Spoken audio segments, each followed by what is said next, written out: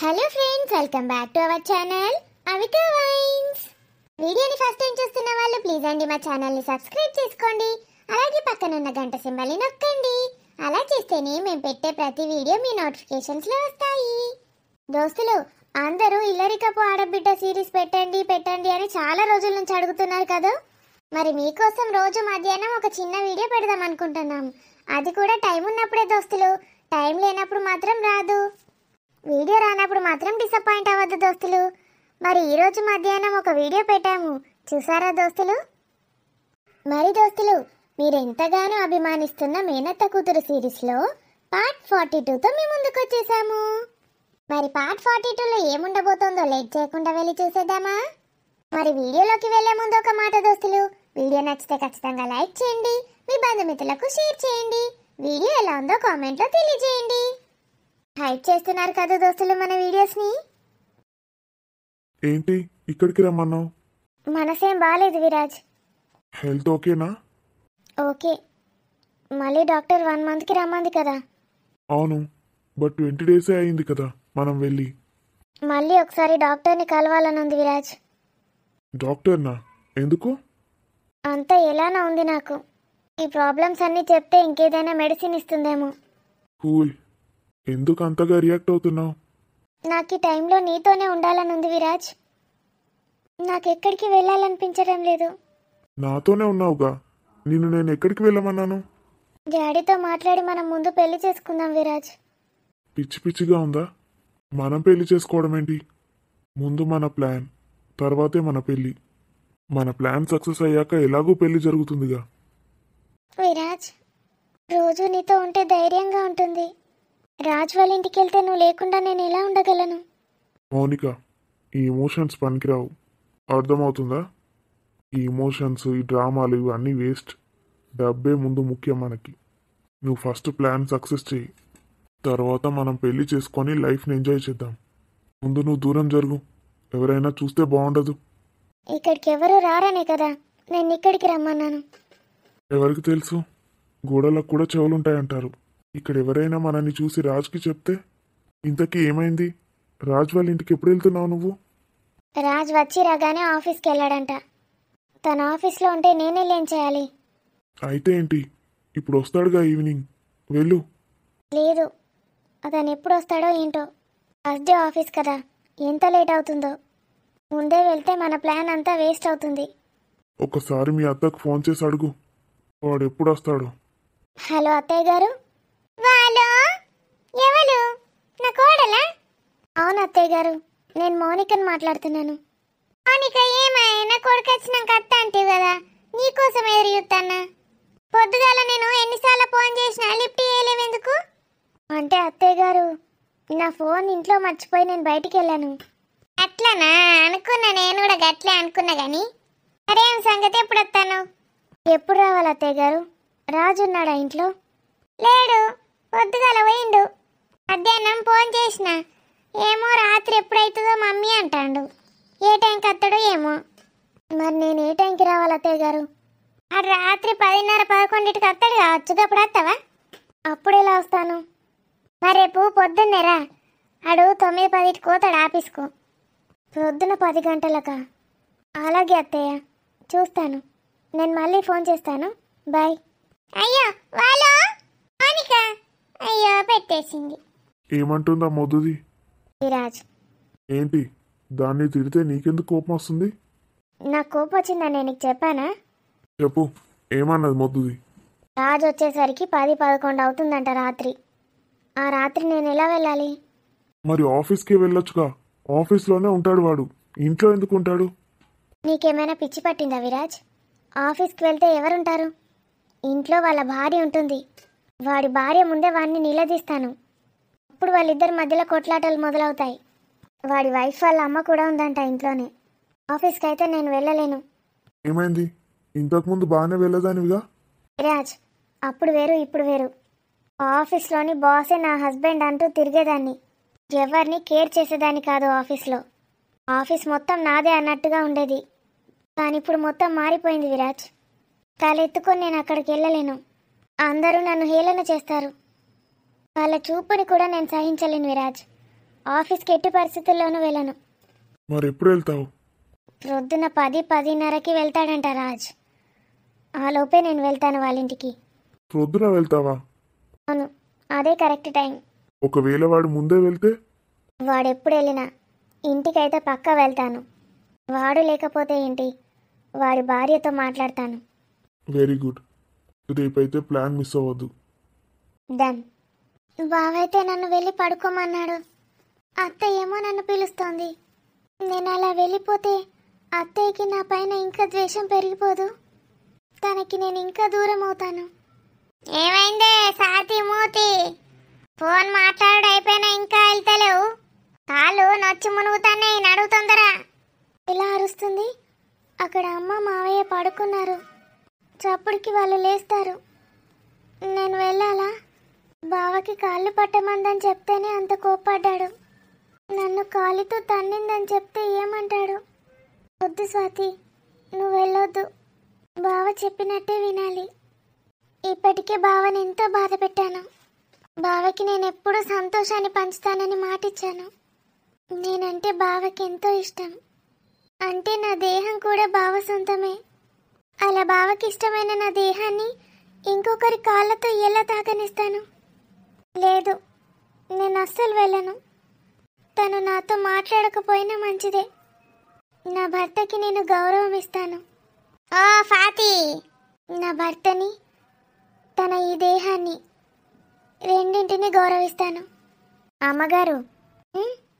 ఏంటి? పెద్దమ్మగారు మిమ్మల్ని రమ్మంటుంది. నేను వెళ్తాను కానీ అమ్మగారికి కాళ్ళు నొప్పెడుతున్నాయంట. వెళ్ళి కాళ్ళు నొక్కు. అలాగే అమ్మా. ఈ బర్రెదానికి ఎప్పుడు కాళ్ళు గుంజుతాయి. నేను పోయి దానికి కాళ్ళు ఒత్తుతా. ఎవడొత్తుతాడు? చల్. నేను వంట మనిషినే. వంట వేయడానికి వచ్చిన. మిగిలిన చాకిరి మొత్తం నాతో వేయించుతుంది. దానికి వేరే పైసలు ఎక్స్ట్రా వసూలు చేస్తా అనుకో. ఆయన ఆ పైసల కోసం ఇట్లాంటి దరిద్ర పనులు నేను అస్సలు చెయ్య. నిన్న గదిలోకి వెళ్ళి కాసేపు చదువుకొని పడుకుంటాను. డోర్ దగ్గరికి వేస్తేనే కరెక్ట్. ఒకవేళ అమ్మ వస్తే డోర్ కొడితే తీయొచ్చు. బావా, నువ్వు లేకుండా నేను ఒక్కదాన్ని ఎలా పడుకోవాలి బావా? మా పెళ్లి ఫోటో ఎంత బాగుందో. రాకుమారుడిలా ఉంటాడు నా బావ. ఎప్పుడు వస్తావు బావా ఇంటికి? చదువుకోవాలని కూడా అనిపించట్లేదు బావా. నాకైతే నువ్వెప్పుడెప్పుడు వస్తావా అని ఉంది బావా. నీ కౌగిలిలో కరిగిపోవాలనుంది.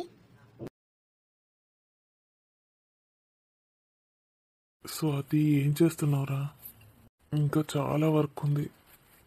నాకేమో నీ దగ్గరికి రావాలని ఉంది. నీ కౌగిలిలో కరిగిపోవాలనుంది. స్వాతి. ఏంటి వీడు పడుకున్నాడా? హలో మాస్టారు, మీరు ఎక్కడున్నారో తెలుసా? ఏంట్రా డ్రీమ్స్లోకి వెళ్ళిపోయావా? కార్తీక్, ఎప్పుడొచ్చావురా? నేను వచ్చి గంట సేపు అవుతుంది. స్వాతి స్వాతి అని కలవరిస్తూ పడుకున్నావు. రేయ్, అబద్ధం చెప్పకురా. నేనెక్కడ కలవరిచ్చాను? నువ్వు కలవరించకున్నా నీ మనసులో ఏముందో నాకు తెలిసిపోతుందిలే. రేయ్, మిస్ యూరా కార్తీక్. ఎన్ని రోజులైందిరా నిన్ను చూడక. Miss you టూరా. చెల్లెమ్మెలా ఉంది? బాగుందా? చాలా బాగుందిరా. థ్యాంక్స్ రా కార్తీక్. దేనికిరా? ఆఫీస్ చూసుకున్నందుకా? కాదు, మరి స్వాతిని నా లైఫ్ పార్ట్నర్ చేసావు కదరా, అందుకే. రేయ్, థ్యాంక్స్ దేనికిరా? నేనే నీకు థ్యాంక్స్ చెప్పాలి. మా మాటని కాదనకుండా స్వాతిని పెళ్లి చేసుకున్నందుకు. ఇప్పుడు తెలిసొచ్చిందారా నీకు స్వాతి విలువ? అవునరా, షీజ్ మై లైఫ్. తనని ఎంతగా ప్రేమిస్తున్నానంటే మాటల్లో చెప్పలేనురా. మరి మౌనిక సంగతి ఏంటి? ఇంతకుముందు ఇలాగే అనేవాడివిగా, తనని లవ్ చేస్తున్నానని. తనని ఏమనకురా, తన నా లవర్ అనేవాణ్ణి, అంతే. ఇంత ఫీల్తో ఎప్పుడైనా చెప్పానారా? ఊరికి జోక్ చేశానురా. నీ మొద్దు మొహానికి అప్పుడు ప్రేమ అంటే ఏంటో కూడా తెలీదు నీకు. ఇప్పటికైనా తెలుసుకున్నావా లేదా? తెలుసుకోవడం ఏంట్రా? అసలు నేను ఇంకా ప్రేమ మత్తులోనే ఉన్నాను. కొంచెం బయటకి రండి సార్. బయటకు వచ్చి ఆఫీస్ వర్క్ చూసుకోండి. నా వల్ల కావట్లేదురా. నేను ఇంటికి త్వరగా వెళ్తానురా, ప్లీజ్. వెళ్ళురా, నేను చూసుకుంటానుగా. నేను నీకు ముందే చెప్పాను అప్పుడే విడిచిపెట్టి రావాలనిపించదురా? ఒక వారం రోజులైనా ఇంట్లో ఉండని చెప్పానా లేదా? మరి ఏంట్రా ఇది? అసలు ఏ పని చేయబుద్ధి కావట్లేదు. మొత్తం స్వాతితోనే గడపాలనుందిరా. మాస్టర్కి సరిపోయినట్టు లేదు. ఇంకో హనీమూన్ ట్రిప్ ప్లాన్ చేయనా? వద్దురా, ఇప్పటికే చాలా రోజులైంది ఆఫీస్కి వచ్చి. మొత్తం సోమరిపోతులా తయారవుతున్నాను. ఏం కాదులేరా, పెళ్ళైన కొత్తలో ఇలాగే ఉంటుందిరా. నీకు ఇలాగే ఉండేదారా? ఉమ్, నువ్వే కదరా బాబు 3 ఫారెన్ ట్రిప్స్కి పంపించావు. అసలు సంవత్సరం మొత్తం ఎంజాయ్ చేస్తూనే ఉన్నాం. నువ్వు కూడా నాలా ఎంజాయ్ చేయాలనే నా కోరికరా. ఎక్కడికి వెళ్తే ఏంట్రా, ఇక్కడ కూడా తను నా దగ్గరే ఉంటుందిగా. ఉంటుంది కానీ ఇలా ఆఫీస్కి వచ్చి బాడీ ప్రెజెంట్ మైండ్ యాబ్సెంట్లా ఉంటే బాగుంటుందా? అసలు అందరికీ ఈ ఫీలింగ్ ఇలానే ఉంటుందారా? అందరికేమో తెలీదురా, మనకి మాత్రం మన స్వీట్ హార్ట్స్ ఉన్నారు కదా. స్వీట్ హార్ట్స్తో ఇంతే ప్రాబ్లం. విడిచిపెట్టి ఉండలేం, దూరం అయితే బ్రతకలేం. మరి వెళ్తావా? ఒక 1-2 అవర్స్ అయినాక వెళ్తానురా. వెళ్ళురా. మరి ఫస్ట్ డేనే లేట్ అవుతే స్వాతి ఏమనుకుంటుందో. తను కూడా నన్ను ఎంత మిస్ అవుతుందో. ఇబ్బంది పెట్టకురా, వెళ్ళు. ఒక్క ప్రాజెక్టే ఉందిరా, ఇది ఫినిష్ చేసి వెళ్తాను. రేయ్, డ్రైవర్ లేకుండా మాత్రం అస్సలు వెళ్ళకు. ఎందుకురా, నాకు కార్ డ్రైవింగ్ రాదంటావా? వద్దొద్దు. నువ్వు ఫాస్ట్గా వెళ్ళినా ప్రాబ్లమే, ఊహల్లో తేలుకుంటూ వెళ్ళినా ప్రాబ్లమే. కావాలంటే నేను డ్రాప్ చేసి వస్తాను. ఎక్కడికి వెళ్ళావురా? ప్రొద్దున్నే కోమలిని కలిశాను. నువ్వైతే ఇప్పుడు దొరికావు నాకు. బ్యాంకుకి వెళ్ళాల్సి వచ్చిందిరా. మొన్న వచ్చిన క్లయింట్స్ గురించేనా?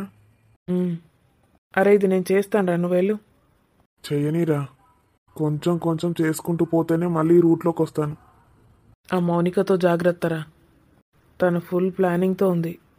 ఏం చేద్దాం మరి? నేను చూసుకుంటానులే, నువ్వు ఆలోచించకు. కానీ జాగ్రత్తగా ఉండు. ఎన్నని చూసుకుంటావురా నువ్వు ఒక్కడివే? ఆఫీస్కి నువ్వు వచ్చేసావుగా, ఇక నా పని అంతా అదే. ప్రూఫ్స్తో సహా దాన్ని పట్టుకొని పోలీసులకు అప్పగించేదాకా నాకు నిద్ర పట్టదు. కార్తీక్, ఇది చూడరా. అరే, ఈ కంపెనీ వాళ్ళు ఎన్నిసార్లు మెయిల్ చేస్తారా? ఓకే చెప్దామారా మరి? చూద్దాంరా. ఒకసారి నువ్వు వాళ్ళని డైరెక్ట్గా మీట్ అవరా, తెలుస్తుంది. నేను అదే అనుకుంటున్నాను. రే రాజ్, అన్నీ వింత వింతగా చేస్తున్నావేంట్రా? ఎప్పుడైనా ఆఫీస్లో ఇంతకుముందు ఇలా పడుకున్నావా? నైట్ అంతా సార్ గారు ఫుల్గా వర్కౌట్స్ చేసినట్టున్నారే. రే, చంపేస్తాను రా నేను. ఆఫీస్లో ఎవరైనా పడుకుంటే తిట్టేవాడివిగా. ఇప్పుడు అర్థమైందా వాళ్ళు ఎందుకు పడుకుంటున్నారో? అందుకేనా వాళ్ళు అలా పడుకునేది? అందుకేనా? అందుకే కావచ్చు. మరి నువ్వెప్పుడు పడుకోలేదేంట్రా? నువ్వు చూసినప్పుడే పడుకుంటానా? నా క్యాబిన్కి వెళ్ళి పడుకుంటాను, డోర్ లాక్ చేసుకొని. అమ్మని, అయితే ఇప్పటి నుంచి నా ఆఫీస్లో 2 గంటలు స్లీపింగ్కి టైం ఇస్తాను. ఇవ్వురా ఇవ్వు, కాపురాలు కూడా పెట్టించి ఇక్కడే. ఇక్కడ ఎన్ని పుస్తకాలు ఉన్నాయో. దీన్ని లైబ్రరీ అంటారేమో. ఊరికే ల్యాప్టాప్లో చదివితే కళ్ళు పాడవుతున్నాయి. బావ ఎన్నంటే అన్ని పుస్తకాలు కూడా కొనిస్తానన్నాడు. ఇవన్నీ చదువుకోవచ్చు. ఎంత ఖాళీగా ఉందో ఈ గది. నిశ్శబ్దంగా ఉంది. చదువుకోవడానికి బాగా వీలవుతుంది. ఇక్కడ కూడా కూర్చోవచ్చు. నా ల్యాప్టాప్ ఇక్కడికే తెచ్చుకుంటాను. స్వాతి, ఇక్కడేం చేస్తున్నావు తల్లి? మావయ్య, ఊరికే ఈ గది చూడ్డానికి వచ్చాను మావయ్య. అమ్మ నీకోసం చూస్తుందమ్మా. వెళ్తాను మావయ్య. ఈ పుస్తకాలన్నీ ఎవరివి మావయ్య?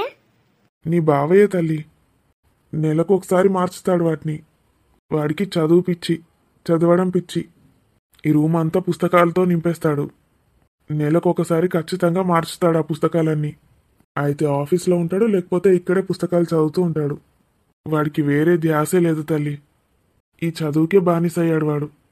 తాగడం, తిరగడం, ఎంజాయ్ చేయడం ఇవన్నీ లేవు.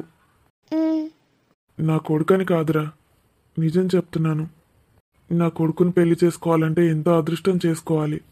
అవును మావయ్య, నేను నిజంగానే చెప్తున్నాను. ఇంత అదృష్టవంతురాలను అనుకోలేదు నేను. అలాగే నా బంగారు తల్లిని చేసుకోవాలంటే కూడా అదృష్టం ఉండాలి. ఇద్దరికిద్దరు సరైన జోడి తల్లి. నా కొడుకుని బాగా చూసుకోమ్మా. వాణ్ణి అల్లారు ముద్దుగా పెంచుకున్నాను. నీ చేతుల్లో పెడుతున్నానమ్మా. ప్లీజ్ తల్లి, వాడిని ఎప్పుడు బాధ పెట్టకు తల్లి. వాడు బాధపడితే నేను చూడలేను.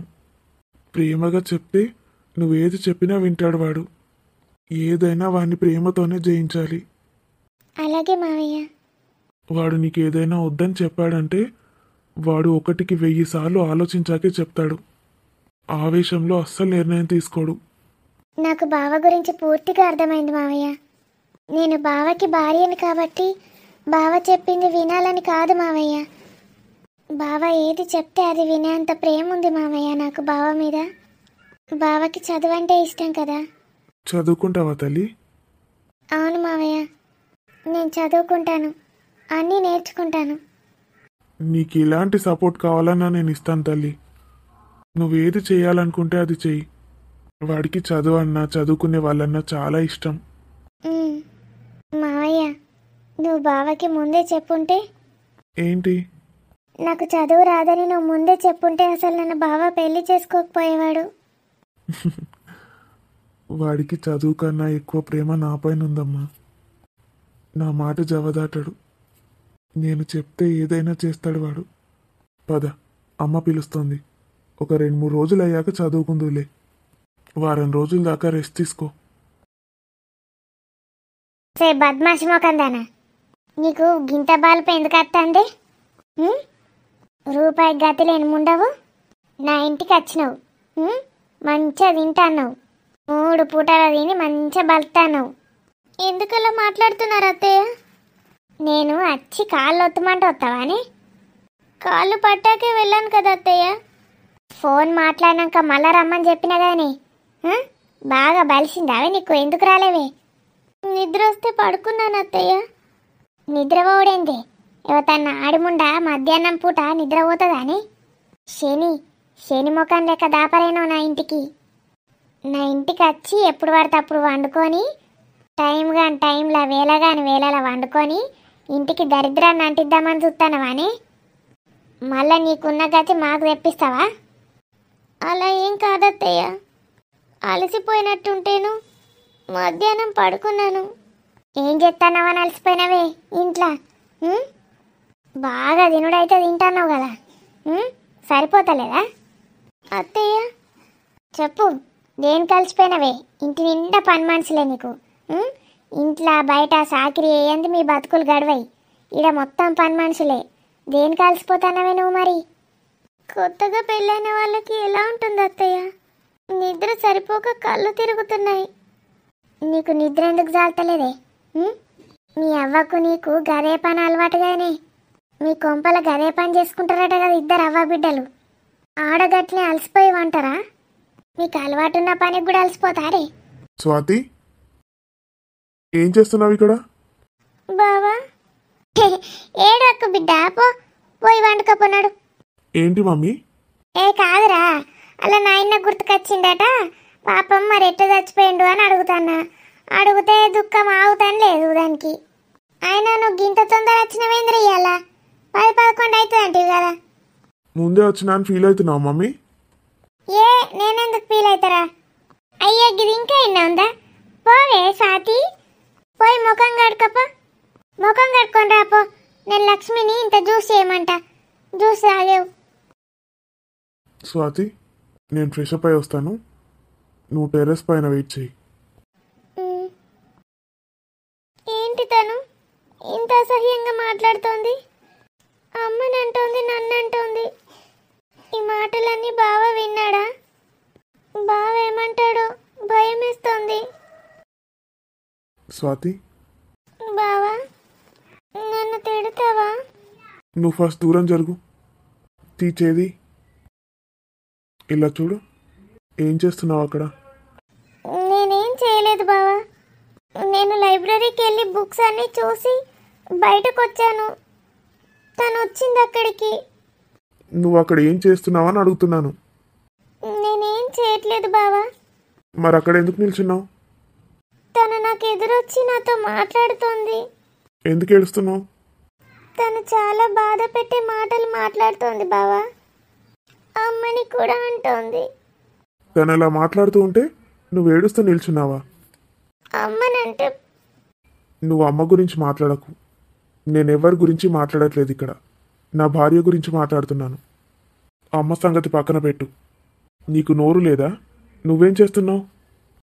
ఆవిడ పెద్ద ఆవిడ, నేను తనని ఏమనగలను బావా? చూడు స్వాతి, అయితే వాళ్ళకి ఎదురుపడకు, వాళ్ళతో మాట్లాడకు, గమ్మున అక్కడి నుంచి వెళ్ళిపో.